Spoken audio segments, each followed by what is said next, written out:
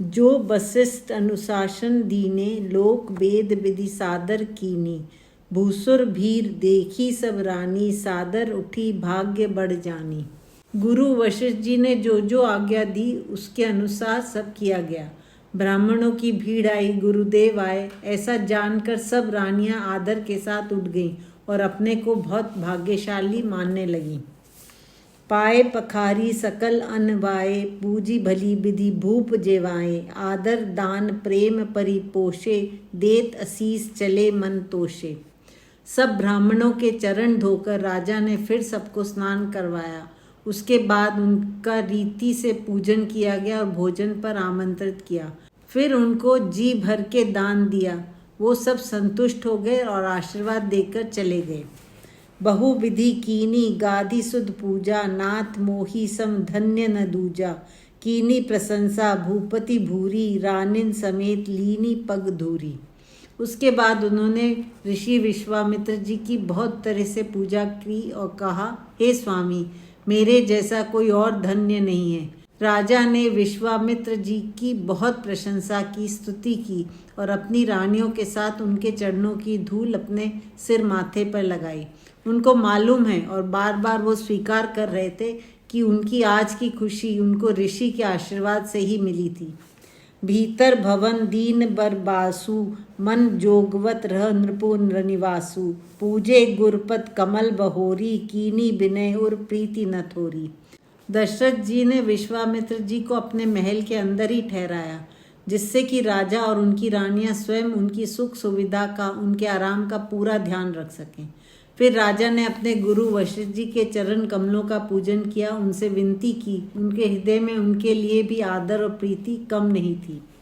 बंधु समेत कुमार सब, रानिन समेत महीसु। पुनि पुनि बंदत गुर चरण, देत असीस मुनीसु। अपने चारों बहुओं, पुत्रों और रानियों के साथ राजा ने बार बार गुरु वशिष्ठ जी के चरणों में सिर नवाया, उनकी वंदना करी और मुनीश्वर ने उन सबको आशीर्वाद दिए। बिनय कीनी उर अति अनुरागे, सुत संपदा राखी सब आगे। नेगु मागी मुनिनायक लीना, आशीर्वादु बहुत विधि दीना। फिर राजा ने हृदय से बहुत प्रेम में भरकर अपने गुरु वशिष्ठ जी के सामने अपने सब पुत्र और सारी संपत्ति रख दी और विनती करी कि ये सब आपका है, आप इसको स्वीकार करें। वशिष्ठ जी दशरथ जी से कहते हैं कि आपके गुरु होने के नाते मैं सिर्फ आपका नेग लूँगा, और फिर उनको बहुत आशीर्वाद दिया। उन्होंने नेग भी इसलिए लिया क्योंकि उस देने का आशीर्वाद भी शिष्य को मिलता है। उर धरी राम ही सिय समेता, हर्षि कीन गुर गवनु निकेता। विप्र वधु सब भूप बुलाई, चैल चारु भूषण परिहाई। वशिष्ठ जी अपने हृदय में राम जी और सीता जी को बसाकर और बहुत हर्षित होकर अपने भवन में चले गए। फिर राजा ने सब ब्राह्मणों को, उनकी स्त्रियों को बुलवाया और उनका सम्मान उन्हें सुंदर वस्त्र और आभूषण देकर किया। बहुरी बोलाई सुहासिनी लीने, रुचि बिचारी पर रावनी ली दीने। नेगी नेग जोग सब लेही, रुचि अनुरूप भू मणि देही। सब नगर की जितनी भी पुत्रियां, स्त्रियां, सुहागनी थी, सबको बुलवाया। फिर उनसे उनके रुचि पूछकर उनको वस्त्र दिए। जो भी नेग लेने वाले थे उनको भी उनकी इच्छा के अनुसार सब नेग दिए गए। राजा ने हर एक को उनकी इच्छा के अनुसार दिया। प्रिय पाहुने पूज्य जे जाने, भूपति भली भांति सन्माने। देव देखी रघुबीर विबाहु, बर्षी प्रसून प्रशंसी उछाऊ। उसके बाद जो भी प्रिय मेहमान आए हुए थे उनका भी दशरथ जी ने पूरा सम्मान किया।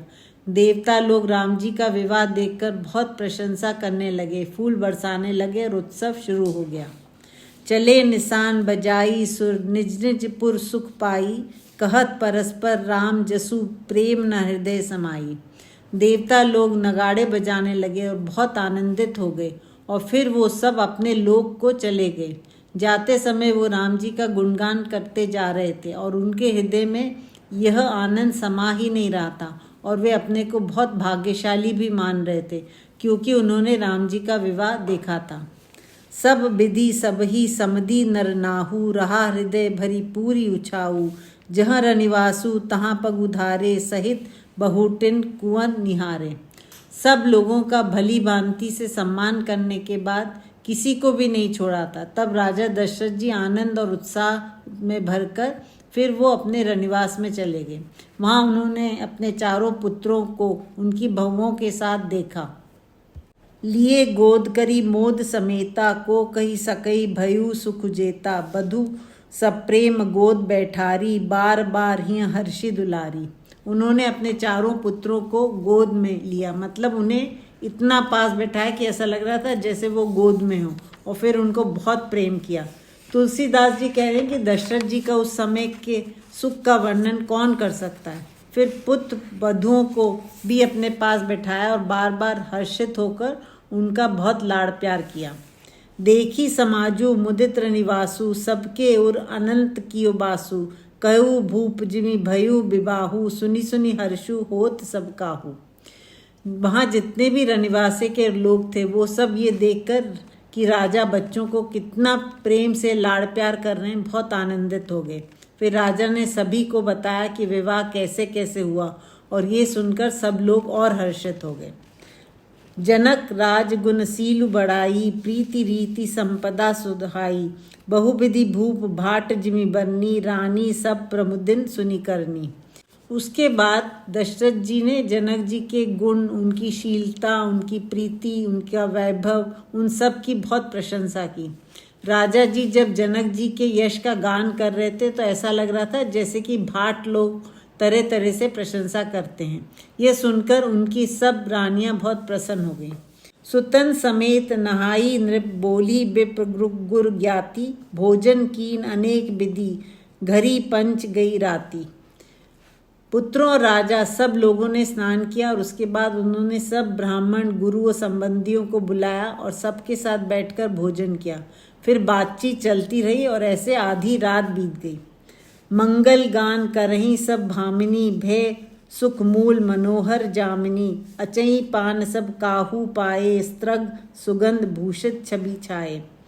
जितने भी रनवास की सुंदर स्त्रियां थीं वो मंगल गान करने लगीं और वो रात बहुत सुखद और सुहावनी हो गई। सबने खाने के बाद आचमन किया और फिर पान खाए। मालाओं से, सुगंधित चीज़ों से, आभूषणों से सब सुशोभित लग रहा था। राम ही देखी रजायसु पाई, निज निज भवन चले सिर नाई, प्रेम प्रमोदु विनोदु बढ़ाई, समूह समाजु मनोहर ताई। सब ब्राह्मण और सगे संबंधी लोगों ने राम जी की मूरत को अपने दिल में बसाकर और फिर राजा से आज्ञा मांगकर और सिर नवाकर अपने अपने वो घर चले गए। तुलसीदास जी कह रहे हैं कि वहाँ और उस समय के प्रेम, आनंद और मस्ती, महत्व, मनोहरता का वर्णन कही न सकही सत सारद सेसु, वेद बिरंची महेश गणेशु, सौ में कहो कवन विधि बरनी, भूमि नागु सिर धरई की धरनी। उसका वर्णन सैकड़ों सरस्वती, शेषनाग, वेद, ब्रह्मा जी, महादेवी और गणेश जी भी सब मिलकर इस समय का वर्णन नहीं कर सकते। तो मैं किस तरह से इसका वर्णन कर सकता हूँ? अगर करने की कोशिश करूँ तो ऐसा होगा जैसे कि कोई केंचुआ इस धरती को अपने सिर पर उठाने की कामना करे। नृप सब भांति सबही सन्मानी, कही मृदु वचन बोलाई रानी, बधु लरिकनी पर घर आई, राखेऊ नयन पलक की नाई। सब लोगों का हर तरह से सम्मान करने के बाद राजा ने रानियों से कहा कि सुनो, ये जो कन्याएं हमारे घर में वधू बनकर आई हैं वो पराए घर से आई हैं। इनको इस घर की कोई भी रीति नहीं पता है, वे बिल्कुल अनजान हैं। तो तुम्हें इन सभी का ध्यान रखना है, जैसे कि पलकें आँखों का ध्यान रखती हैं। जैसे पलकें आँखों का हर प्रकार से ध्यान रखती हैं, उन्हें सुख देती हैं, ऐसे ही उन्हें तुम्हें सुख से रखना है। लरिका श्रमित उनीद बस, शयन करावहु जाई, अस कही गे विश्राम गृह, राम चरण चितु लाई। आगे उन्होंने कहा कि ये सब लड़के बहुत थके हुए हैं, उनको नींद भी आ रही है, तो इन्हें अपने कमरों में ले जाओ। ऐसा कहकर राजा दशरथ ने राम जी के चरणों को अपने हृदय में बसाकर वो अपने भवन में विश्राम करने चले गए। भूप बचन सुनी सहज सुहाए, जरित कनक मणि पलंग डसाए, सुभग सुरभि पय फेन समाना, कोमल कलित सुपेती नाना। राजा की बात सब रानियों को समझ में आ गई कि अब सब बच्चे थके हुए हैं, उनको सोना चाहिए। मणियों से जड़े हुए पलंग बिछवा दिए गए थे और उसके ऊपर जो चादर बिछाई थी वो ऐसी सफ़ेद थी जैसे कि गाय के दूध के ऊपर जो सफ़ेद सुंदर और मुलायम झाग होता है। उपबरहन बरबरनी न जाही, स्त्रग सुगंध मणि मंदिर माही, रतन दीप सुटी चारु चंदोवा, कहत न बनेई जान जेही जोवा। तकिए तो इतने सुंदर थे कि उनकी सुंदरता का वर्णन नहीं हो सकता। मणियों और फूल मालाओं से वो कमरे सुगंधित हो रहे थे। वहाँ रत्नों के दीप थे, घी या तेल के नहीं थे, रत्नों से बने हुए थे, खुद ही रोशनी दे रहे थे। जैसे इंदौर में वो कांच का मंदिर है। जिन्होंने वो सजावट देखी है वो ही जान सकते हैं। सेज रुचिर रची रामू उठाए, प्रेम समेत पलंग पौड़ाए, आज्ञा पुनि पुनि भाइन दीनी, निज निज सेज शयन तिन कीनी।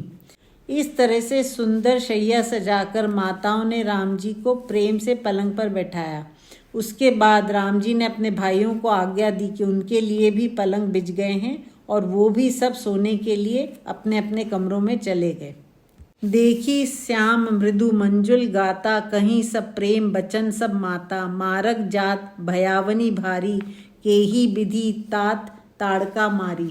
श्री राम के सांवले सुकोमल शरीर को देखकर उनकी माताएं उनसे प्रेम सहित पूछती हैं कि हे तात, विश्वामित्र जब तुमको अपने साथ लेकर गए और रास्ते में वो भयानक ताड़का जब मिली तब तुमने उसको कैसे मारा। घोर निशाचर बिकट भट्ट समर गनही नहीं काहू, मारे सहित सहाय किमी खल मारीच सुबाहू। तुम्हारा शरीर इतना कोमल है और वो सब राक्षस इतने घोर भयंकर और क्रूर थे जो युद्ध में किसी को कुछ समझते ही नहीं, गिनते ही नहीं। उन मारीच और सुबाहु को तुमने उनकी राक्षस सेना के साथ कैसे मारा। मुनि प्रसाद बलितात तुम्हारी, ईस अनेक करवरें टारी, मख रखवारी करी दूहु बाई, गुरु प्रसाद सब विद्या पाई। हे तात, हम तुम्हारी बलाएं लेती हैं, तुम्हारी नज़र उतारती हैं। ये सब मुनि विश्वामित्र जी की कृपा से ही हो पाया। विधाता ने तुम्हारी सब मुसीबतों को टाल दिया। तुम दोनों भाइयों ने यज्ञ की रक्षा की और गुरु ने तुम दोनों को उसके फल प्रसाद में सब शक्तियाँ और विद्याएं दे डाली। मुनि तिय तरी लगत पग धूरी, कीर्ति रही भुवन भरी पूरी, कमट पीठी पबी कूट कठोरा, नृप समाज महु शिव धनु तोरा। तुम्हारे चरणों की धूल पाकर अहिल्या भी तर गई और पूरे विश्व में तुम्हारी कीर्ति फैल गई। वो धनुष जो तुमने तोड़ा वह तो श्री हरि के कच्छप अवतार की पीठ के समान कठोर था और इंद्र के वज्र के समान कठोर था और पर्वतों के समान कठोर था। ऐसा कठोर शिवजी का धनुष तुमने पूरे राजाओं के समाज के सामने कैसे तोड़ा। विश्व विजय जसु जानकी पाई, आए भवन ब्याही सब भाई, सकल अमानुष करम तुम्हारे, केवल कौशिक कृपा सुधारे। विश्व विजय करने के बाद तुमने जानकी को पाया और सब अपने भाइयों के लिए बहुएं लेकर आए हो। तुमने ये जो भी काम किए हैं वो मनुष्य के बस के नहीं हैं। ये सब मनुष्य की शक्ति से नहीं करे जा सकते, इसलिए तुम बहुत विशेष हो। तुम कौशिक मुनि विश्वामित्र जी की कृपा से ये सब काम कर सके। आजू सुफल जग जन्मु हमारा, देखी तात विदु बदन तुम्हारा, जे दिन गए तुम्हारी बिनु देखे, ते बिरंची जनी पारही लेखे। हे तात, आज हमारा जन्म तुम्हारा चंद्रमा जैसा मुख देखकर सफल होगा। जब तुम यहाँ नहीं थे तब तुमको बिना देखे जो दिन बीते, हम विधाता से विनती करते हैं कि वो सब दिन हमारी आयु में नहीं गिने। वो दिन तो हम जिए ही नहीं तो विधाता उनको कैसे गिन सकते। राम प्रतोषी मातु सब, कही विनीत बरबैन, सुमरी शंभु गुर विप्र पद किए नीद बस नैन। राम जी ने प्रेम से वचन बोलकर उनकी सब माताओं को बहुत संतुष्ट किया। उसके बाद उन्होंने भगवान शिव को, गुरु को और ब्राह्मणों को याद करके उन्हें नमस्कार किया और फिर वो सो गए। नींदऊ बदन सो सुठी लोना, मनहु सांझ सर सिरुहु सोना, घर घर करही जागरण नारी, देही परस्पर मंगल गारी। सोते हुए राम जी का मुख बहुत सुहावना लग रहा था, जैसे कि शाम होने पर लाल रंग का कमल सो जाता है। राम जी सो गए थे, पर अयोध्या की सब रानियां जागी हुई थीं और वो एक दूसरे को मंगलमयी गालियां दे रही थीं। पूरी बिराजती राजती रजनी, रानी कहीं बिलोकहूँ सजनी, सुंदर बंधु सासु ले सोई, फनी कन जनु सिर मनी उर गोई। रानियां अपनी सखियों से कहती कि सुनो सखी, ये कैसी प्यारी रात है। पूरी अयोध्या जगमगा रही है और पूरी अयोध्या जागी हुई है। फिर वो माताएं अपनी बहुओं को साथ ले जाकर सो गईं। ऐसा लग रहा था जैसे मणिधारी सांप अपने सिर पर रखकर नाचता है। उसने माताओं को अपने मणि मतलब बहुओं को हृदय में छुपा लिया हो। प्रात पुनीत काल प्रभु जागे, अरुण चूड़ बर बोलन लागे, बंदी माग धरिन गुन गन गाए, पुरजन द्वार जो हारन आए। ब्रह्म मुहूर्त में राम जी जाग गए। मुर्गों का बोलना शुरू हो गया। भाट और मागध गान करने लगे, यश कीर्ति के गान गाने लगे। नगरवासी राम जी की वंदना करने के लिए आ गए। बंदी विप्र सुर गुर पितु माता, पाई असीस मुदित सब भ्राता, जन निह सादर बदन निहारे, भूपति संग द्वार पगुधारे। सभी भाइयों ने प्रसन्न होकर सब ब्राह्मणों, देवताओं, गुरु और माताओं और पिता का आशीर्वाद लिया। सब माताओं ने उनके मुख को आदर से देखा और फिर राम अपने भाइयों के साथ दरवाजे से बाहर निकले। कीनी सोच सब सहज सुचि, सरित पुनीत नहाई, प्रात क्रिया करी तात पहीं, आए चारों भाई। सुबह के कामों के बाद उन्होंने सरयू नदी में स्नान किया और उसके बाद सुबह की पूजा करके वो चारों भाई अपने पिता दशरथ जी के पास गए। भूप बिलोकी लिए उर लाई, बैठे हर्षी रजा यसु पाई, देखी राम सब सभा जुड़ानी, लोचन लाभ अवधि अनुमानी। जैसे ही राजा दशरथ ने अपने चारों पुत्रों को देखा, उन्होंने आगे बढ़कर उन्हें गले से लगा लिया। पिता की आज्ञा पाकर वे सभी बैठ गए। श्री राम जी को देखकर सब सभा में बैठे लोगों को दिल में ठंडक मिल गई और उनकी आंखें राम जी की जो सुंदरता की सीमा है उसको देखकर उन्हें बहुत लाभ मिल रहा था। उनके तीनों प्रकार के ताप मिट गए। पुनि वशिष्ठु मुनि कौसकु आए, सुभग आसीन मुनि बैठाए, सुतन समेत पूजी पद लागे, निरखी राम दोऊ गुर अनुरागे। फिर विश्वामित्र और वशिष्ठ जी भी आए। राजा ने उनको सुंदर आसनों पर बैठाया और पुत्रों के साथ उन्होंने मुनियों के चरण छूकर उनकी पूजा करी, उनकी वंदना की। दोनों गुरु राम जी को देखकर प्रेम में भर गए। कहीं वशिष्ठु धर्म इतिहासा, सुनहि महिषु सहित्र निवासा, मुनिमन अगम गादिसुत करनी, मुदित वशिष्ठ विपुल विधि बरनी। अब वशिष्ठ जी सत्संग कर रहे थे, वो धर्म का इतिहास बता रहे थे। राजा अपनी रानियों के साथ वो सब सुन रहे थे। फिर विश्वामित्र जी ने जो जो काम किए उन सब को वशिष्ठ जी बता रहे थे। बहुत हर्षित होकर अच्छी तरह से बता रहे थे। बोले बाम देऊ सब सांची, कीर्ति कलित लोक तिहु माची, सुनी आनंदु भयु सब काहू, राम लखन और अधिक उचाऊ। जब वशिष्ठ जी ने विश्वामित्र जी का पूरा वर्णन कर दिया तब वामदेव जी बोले कि आपने सत्य ही कहा है। विश्वामित्र जी की कीर्ति तीनों लोकों में फैली हुई है। ये सब सुनकर सारी सभा बहुत खुश हुई। राम जी और लक्ष्मण जी तो बहुत विशेष आनंद में भर गए, क्योंकि आज उन्हें जो कुछ मिला था वो विश्वामित्र जी के कारण ही मिला था। उन्होंने तो उनके साथ रहकर उन पलों को जिया था। मंगल मोद उछा नित, जाही दिवस एही भांति, उमगी अवध अनंत भरी, अधिक अधिक अधिकाती। अयोध्या में हर दिन मंगल और आनंद के उत्सव होते थे और ऐसे ही दिन खुशी से बीत रहे थे। पूरी अवधपुरी में आनंद और उमंग की लहरें और बढ़ती ही जा रही थी, कमी नहीं हो रही थी। सुदिन सोधी कल कंकन छोरे, मंगल मोद विनोद न थोरे, नित नव सुखु सुर देखी सिहाई, अवध जन्म जाचहि विधि पाई। शुभ दिन देखकर उन भाइयों के कंगन खोले गए जो कि विवाह से पहले बांधे जाते हैं। मंगल आनंद और हंसी मजाक वहाँ कम नहीं था, बढ़ता जा रहा था। हर दिन सुखों को बढ़ता हुआ देखकर देवता भी चाहने लगे और वो ब्रह्मा जी से कहते हैं कि हमारा जन्म अयोध्या में कर दीजिए तो हम भी ये सुख भोग सकते हैं।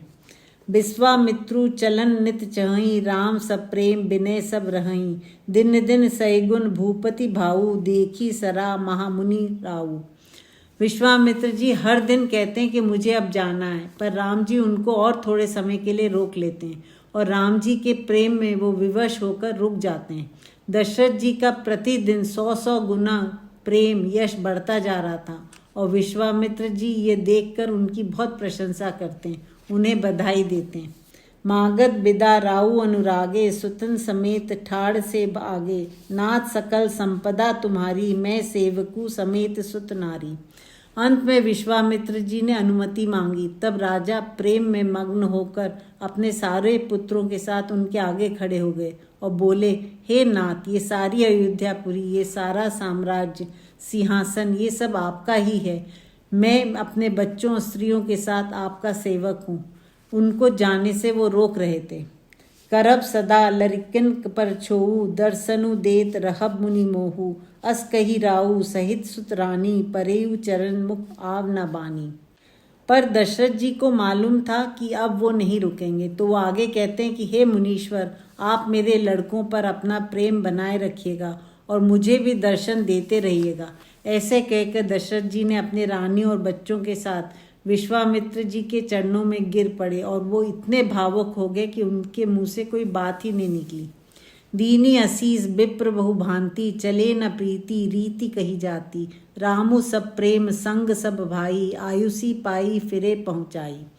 विश्वामित्र जी ने उन्हें बहुत प्रकार से आशीर्वाद दिए और वो वहाँ से चले गए।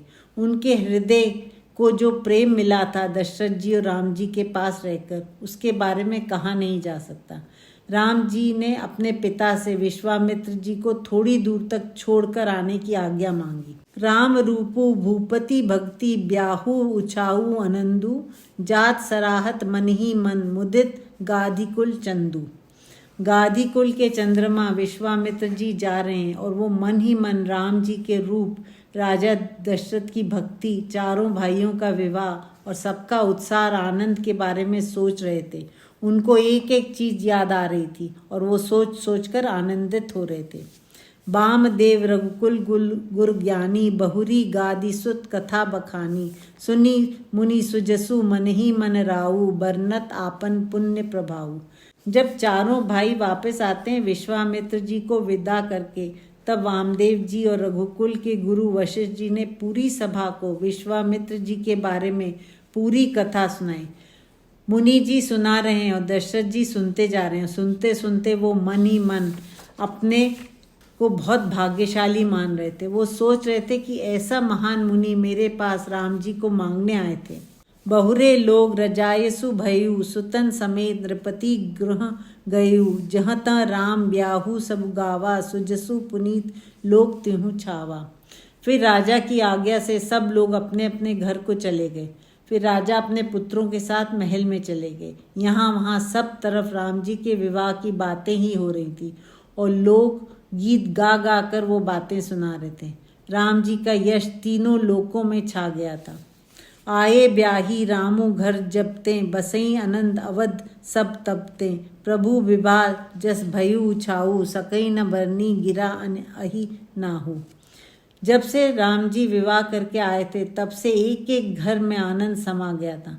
प्रभु के विवाह से जो आनंद और उत्साह उठा उसको सरस्वती जी और शेषनाग जी भी नहीं बता सकते। वह आनंद इतना बड़ा है, विशेष है। कभी कुल जीवनु पावन जानी, राम सिय जसु मंगल खानी, तेही ते मैं कछु कहा बखानी, करन पुनीत हेतु निज बानी। तुलसीदास जी कहते हैं कि मैंने कवि के कुल में जन्म लिया और अपने जीवन को पवित्र करने के लिए मैं ये राम कथा कह रहा हूँ। मैं जानता हूँ कि राम जी और सीता जी मंगल की खान है, इसलिए मैं उनके चरित्र को कुछ सुना सका हूँ। उनके गुणों का गुणगान करके मैं अपनी वाणी को पवित्र कर रहा हूँ। वो साफ कह रहे हैं कि मैं मेरे सुख के लिए ये राम जी की कथा कह रहा हूँ। निज गिरा पावनी करन कारण, राम जसु तुलसी कहियो, रघुबीर चरित अपार बारदी, पारू कभी कौने लइयो। उपबीत ब्याह उछाह मंगल, सुनी जे सादर गावही, बैदही राम प्रसाद ते जन, सर्वदा सुख पावही। अपनी वाणी को पवित्र करने के लिए तुलसीदास जी ने राम का नाम अपनी वाणी पर रख लिया है। राम जी का चरित्र तो अपार सागर है, उसका पार कोई भी इस दुनिया का कभी नहीं कर सकता। वो आगे कहते हैं कि जो भी भक्त राम जी के जनेऊ संस्कार से लेकर उनके विवाह तक की कथा पूरे उत्साह, आनंद से और भक्ति के साथ गाएगा, उस व्यक्ति को सीता जी और राम जी की कृपा मिलेगी और उसे संसार के सारे सुख मिलेंगे। सुनने की भी एक कला होती है। एक तो होता है कि हम 10 काम करते हुए सुनते हैं, आधा छूटता है, ये बेमन से सुनना है। और दूसरा कि पूरे भाव से पूरा मन लगाकर सुनना, दिन में या रात में, कभी भी जब ऐसा समय मिले। जागरण करना मतलब जागकर उन परमात्मा को याद करना। सिय रघुबीर बिबाहु जे सब प्रेम गावही सुनही, तिन कहू सदा उछाऊ मंगला यतन राम जसु। तुलसीदास जी कह रहे हैं कि जो भी राम जी और सीता जी की ये पूरी कथा सुनेगा या गाएगा वो सदा आनंद और उत्साह से भरा रहेगा, क्योंकि राम जी मंगल के घर हैं। इति श्रीमद् रामचरित मानसे सकल कली कलुष विध्वंसने प्रथम सोपान समाप्त। कलयुग के संपूर्ण पापों को विध्वंस करने वाले श्री रामचरित मानस का यह पहला सोपान समाप्त हुआ। बाल कांड समाप्त।